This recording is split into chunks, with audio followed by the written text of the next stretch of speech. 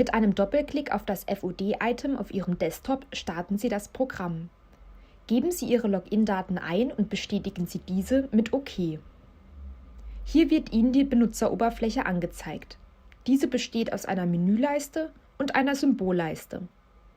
Die Symbolleiste beinhaltet wichtige Funktionen wie zum Beispiel ein Dokument speichern, Dokument öffnen, ein neues Dokument anlegen oder den oder die Benutzerin zu wechseln und zwischen der Inventarisierung und der Analyseumgebung zu wechseln. Das Hauptmenü besteht aus dem Punkt FOD, welcher Einstellungsmöglichkeiten für den FOD-Client bietet und Ihnen schnell und einfach Zugriff auf das Handbuch ermöglicht. Der Inventarisierungspunkt bietet Ihnen die Funktion, ein neues Dokument anzulegen oder Dokumente zu öffnen. Über den Menüpunkt Export können Sie Dokumente exportieren. Die Dokumentverwaltung bietet Ihnen die Möglichkeit, unterschiedliche Corpora aus Ihren Dokumenten zu bilden. Mit der Recherche können Sie auf ganz unterschiedliche Weise Dokumente in Ihrer Datenbank auffinden.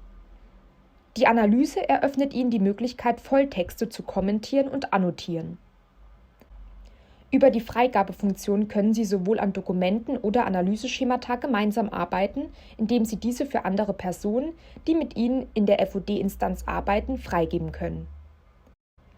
Das Werkzeugmenü bietet Ihnen Zugriff auf verschiedene Werkzeuge, welche Sie in unterschiedlichen Anwendungskontexten aktivieren können. Um einen ersten Einblick in FOD zu bekommen, klicken Sie auf das Symbol Dokument öffnen.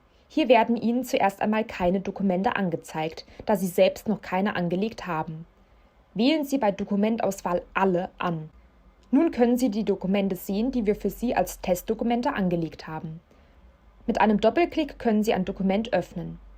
Hier sehen Sie die Dokumentmaske für die Inventarisierung eines Briefes mit den üblichen Metadatenfeldern. In FOD können ganz unterschiedliche Dokumenttypen definiert werden. Ein Dokumenttyp besteht aus unterschiedlichen Registerkarten, welche Sie hier entsprechend anwählen können.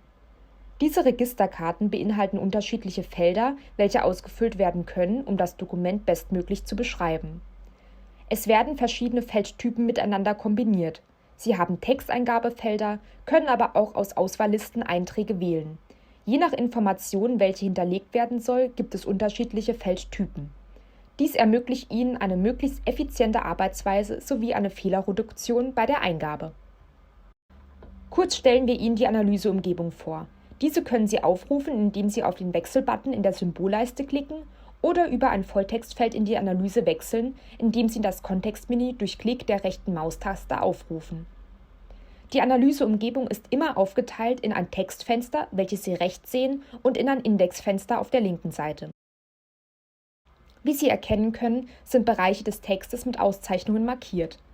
Das Grundprinzip hier ist folgendes: Sie können eine Textstelle markieren und dieser einen Registereintrag zuordnen. Eine Textstelle kann aber auch mit einem Kommentar versehen werden. Diese werden in FOD Notizen genannt.